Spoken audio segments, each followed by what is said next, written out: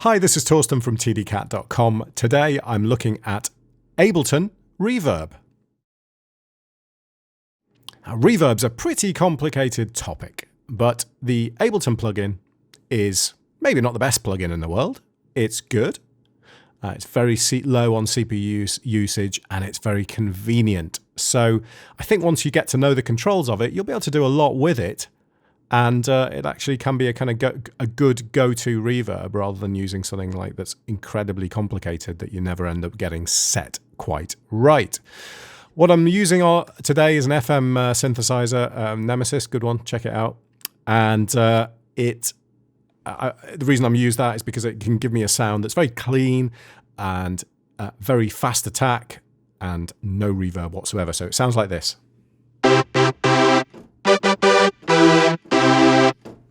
There we go. That's the original raw sound, the dry sound that we're using for the tests. First thing, of course, to do is bring the reverb plugin in. These are the default settings.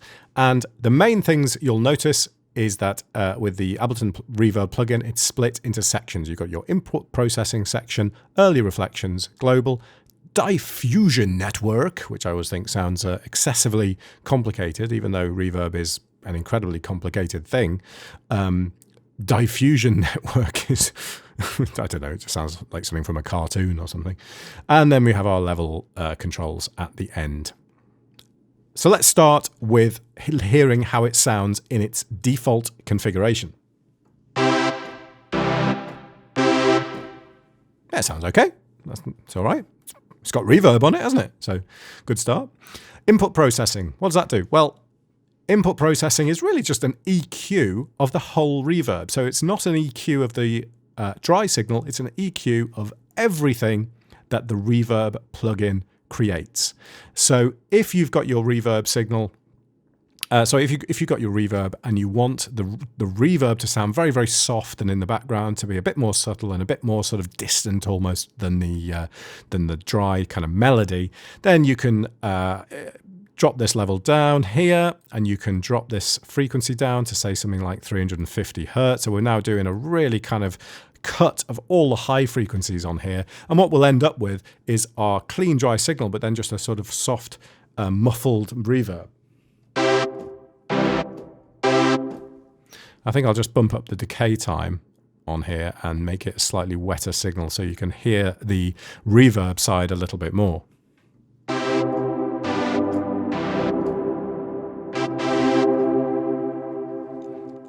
And that's a really nice sound, you know. On the flip side of that, if you wanted to use a low cut, well, that creates a sort of different effect. So if we bump this up to 5K, again, do it fairly aggressive, and what you end up there with is the reverb only containing its really high frequency components. So it almost sounds, when you let go of the key, it almost sounds like a kind of raindrop type effect in this instance with this particular sound. So let's give that a try.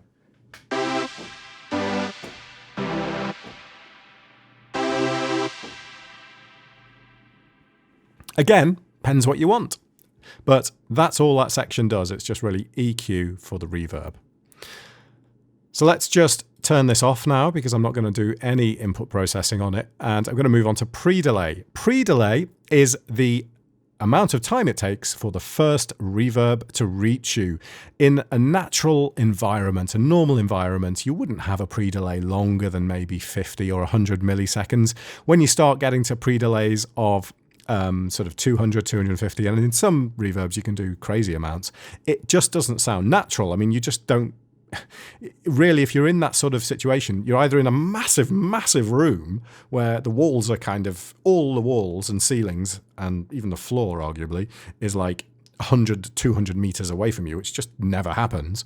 Or it would ultimately become an echo, I suppose. So, you know, where it's deadened on one side and just bouncing off one surface and back to you after a certain delay. But it can create some really nice effects. So it can create some creative effects. So right now we've got it set to 2.5 milliseconds. So the reverb's coming in pretty much immediately, and it's imperceivable really.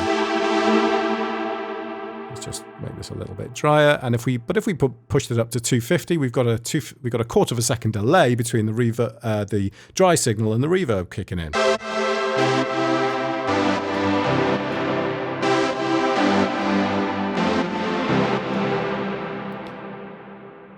So sound, I actually quite like that sound. I think it's if you sort of time that nicely with the music, it could sound really, really good. And if you put a high, sorry, if you put a high cut on that and drop this down to 300 hertz again or something.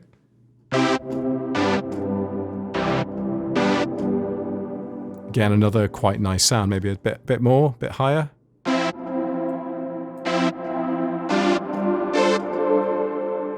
That's quite nice, isn't it? Just to add at this stage, you're probably better listening to this tutorial on headphones because you'll get a better feel for what's actually going on here.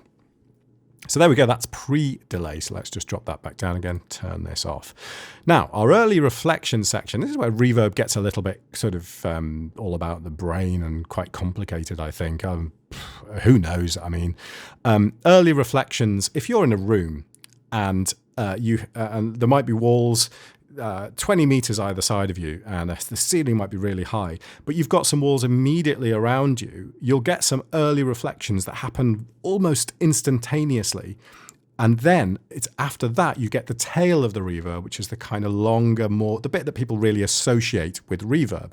And those early reflections, I have read, are quite important for the brain to determine kind of where you're situated, how you're turned, how big the room really is, how close your nearest surface is, and just the general feel of the room. It's quite important in that overall sense of the shape and size and what's in a room.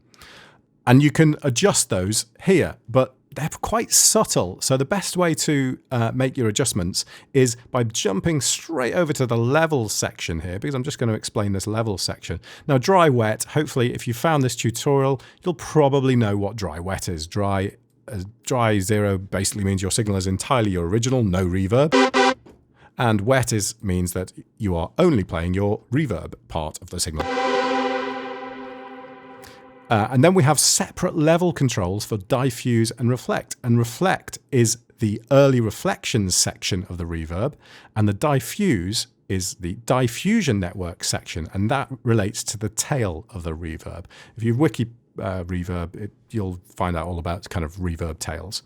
And you hear the expression long tail reverb. If you have a guitar, with a long tail reverb on, I love that sound. I absolutely adore that sound. I think it's just a sort of me reminiscing about 80s music or something like that, but I really like that kind of sound. So what I'm going to do here is I'm going to drop my diffuse section, diffuse. I'm going to drop that down to minus 30 dB, the lowest it can go. So you do still hear a little bit of it, but I'm going to push my reflections up to 6. So hopefully then we can get a feel of what's actually happening here. I'm also going to jump across to my global section here, and push this up to high just so we get the best quality we can out of this. Okay, hang on 1 second. I'm going to just make this a little bit more on the wet side and increase our decay.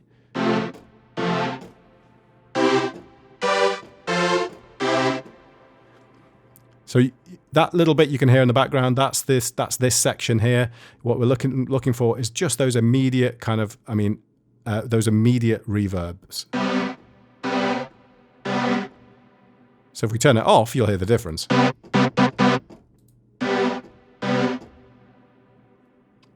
If we turn spin off, right, the spin section here, what this does is it modulates a sine wave over the top of your reverb, and you can adjust the frequency of that sine wave and you can adjust the modulation amount of that sine wave.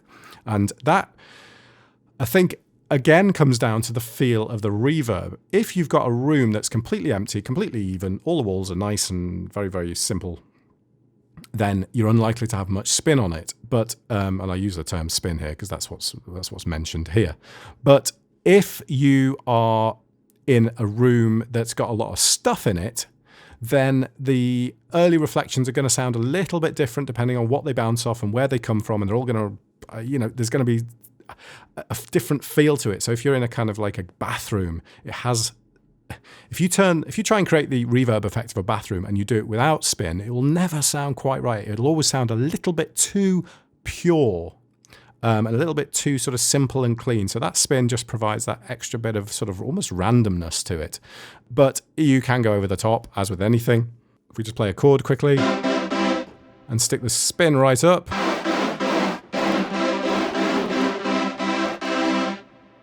But that sounds a bit silly, doesn't it? So let's just put our reverb on fully wet and turn spin off.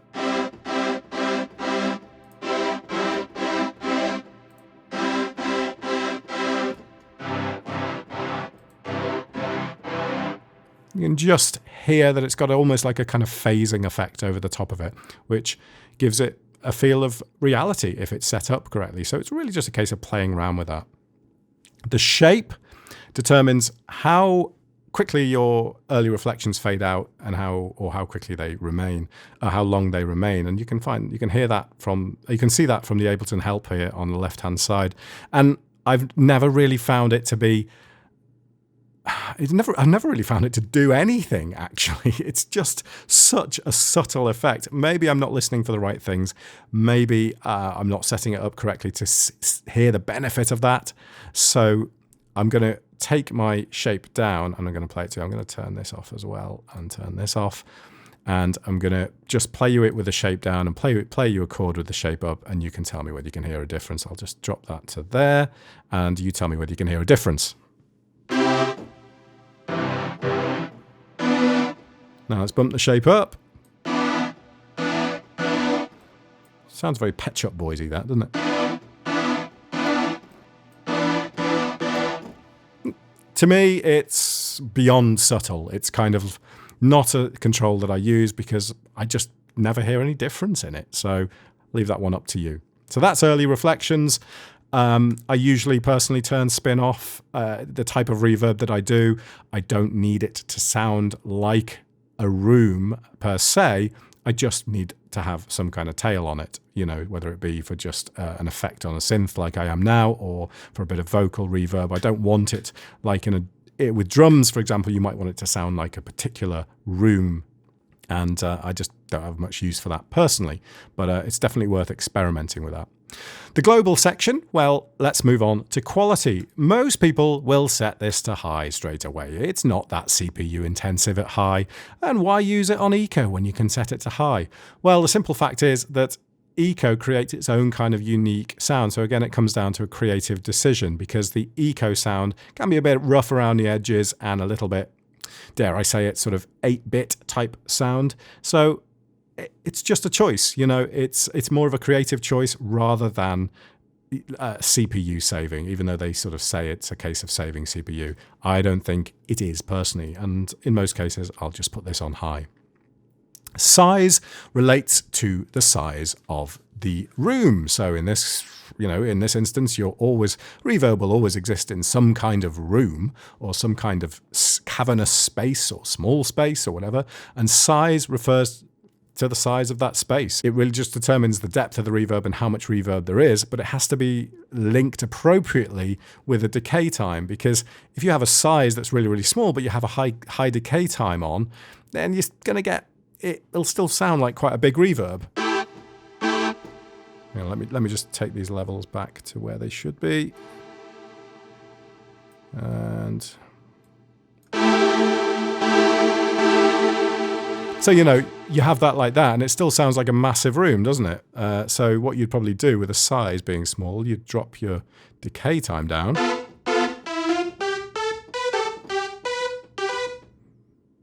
Turn that off. Turn it back on. But if you bump the size up there, it loses that sort of metallic-y type feel, as it mentions here in the Ableton help. You'll see that it mentions a kind of metallic feel when it's lower down, and that's true because it's a kind of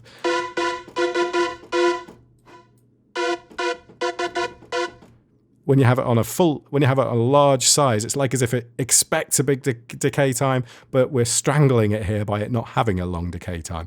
So let's bump this up.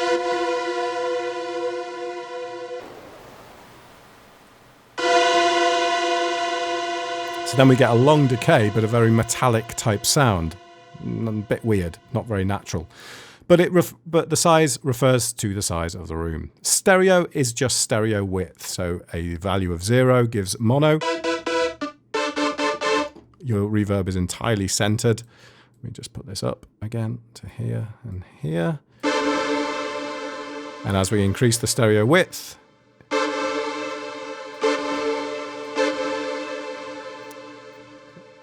again, if you're listening on headphones, you'll notice that a lot more. It widens it out up to a value of 120. Okay, moving on. Now, the diffusion network, I'll quickly jump down to decay time, because decay time is really simple to understand, isn't it? It's how long the reverb lasts for. I think basically it's a number of seconds it takes to drop to minus 60 dB amplitude. So in this case, 6.53 seconds. Oh yeah, there we go. Yeah, it says there on the left.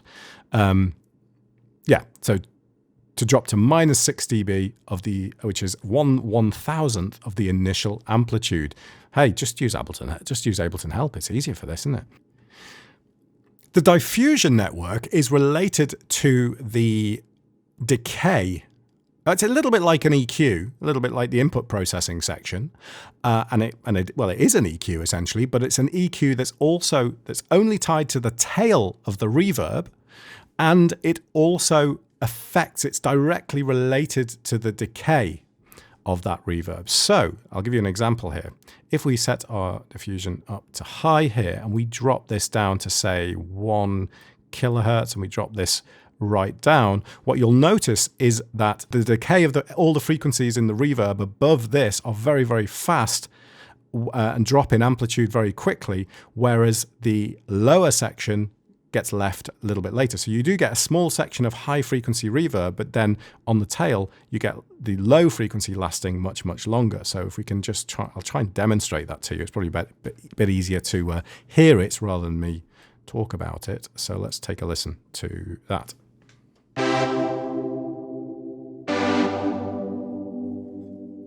So we've got a long decay time here. So our low section, which is being left in here, low frequency stuff, is lasting ages.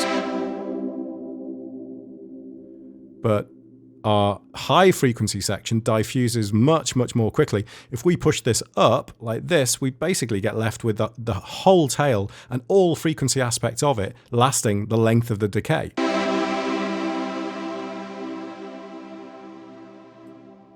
So I mean, you can create a similar effect with the input processing, but what this gives you is a kind of sweep down. So as the reverb diffuses off, it gives you a sweep in a certain direction of the frequency top to bottom or bottom to top, depending on how you set this. So let's see if we do a low one like this, and we say we're going to drop this down here.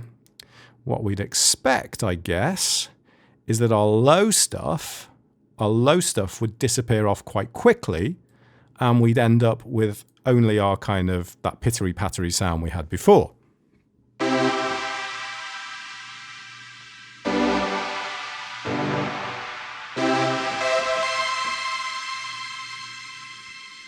Which is exactly what you can hear there. And that's how the diffusion network works.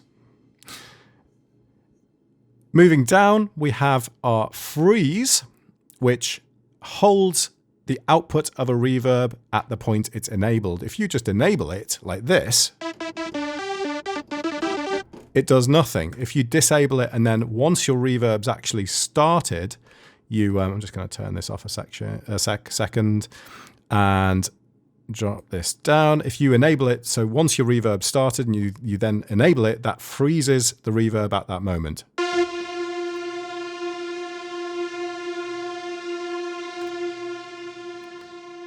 Again, can be kind of quite annoying if it's used too much and too intensely. But if we had our high cut in again here, let's drop this back in because I quite like that, and we play something on there and freeze it, it might sound quite nice. We can just leave this and carry on playing.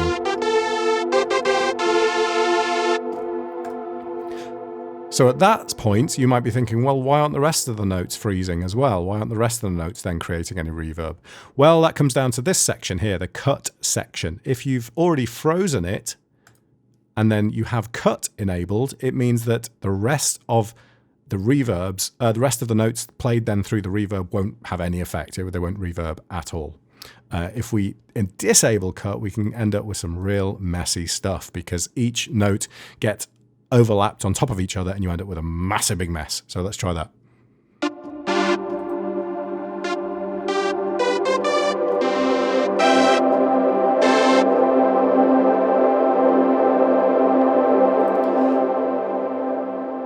And you can very, very quickly end up with some stupidly loud levels and going over the top. But, you know, again, that's just a choice. You could use it for some stuff, I'm sure. Flat, that button says, for the freeze side of things, ignore the diffusion network setting. So ignore the kind of, if you've got it sort of all the high frequency sweeps down and gets diffused very quickly, for the frozen reverb, it'll just do it flat and we'll ignore that diffusion, so you won't get that kind of frequency dropping off while the reverb is frozen, which I think is probably the way you're going to use it in most cases. Finally, moving on to the chorus, this section here, this is really doing the same as the spin section with early reflections. It's just modulating a sine wave over the top of your reverb tail, and it creates that kind of phasey effect in a very similar way to the early reflections. It's probably a little bit more noticeable because of the fact the tail lasts longer, but we'll just try that quickly. Have we got that set up right now? Oh no, let me just turn this off. And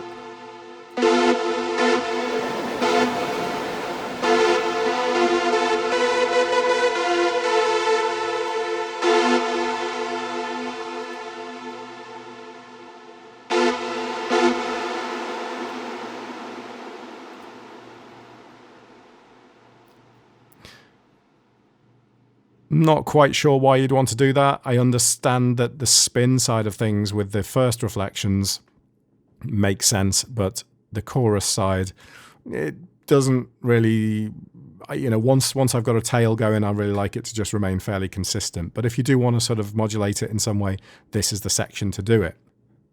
So the density of the whole diffusion network can be controlled by this setting here. It produces a more dense, sort of fuller sound when it's set to higher, and a thinner sound when it's set to lower, as it states on the left there. It really is not hugely noticeable, but let's put it on anyway and give it a go. In fact, no, I'll do it on a high like this.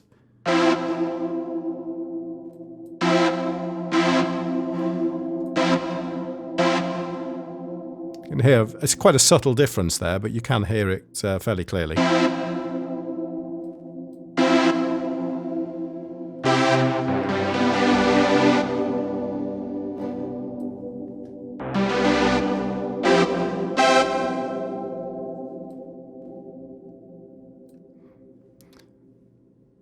Now, without wanting to jump straight back to the Ableton help side of things, I'm just going to literally read this word for word and say, the scale controls the coarseness of the diffusion. Higher values tend to produce a darker sound. Well, that's all a little bit vague to me, and it doesn't make a massive amount of difference in reality. But if we take off our reflections, our initial early reflections, and just listen to our diffuse section, and we set it to completely wet, which is sort of, in some ways, the best way to test this reverb stuff, but I don't like to do it because it's not reality, is it? You'd never use reverb like that, so you can't really ever get a proper impression of how you'd actually like use it in a proper production. So let's take a listen to scale at 5%.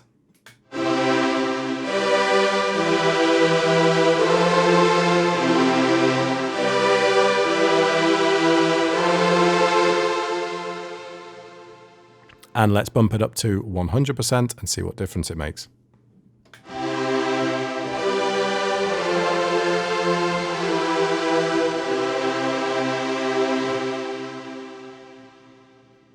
And let's try with the diffusion network enabled.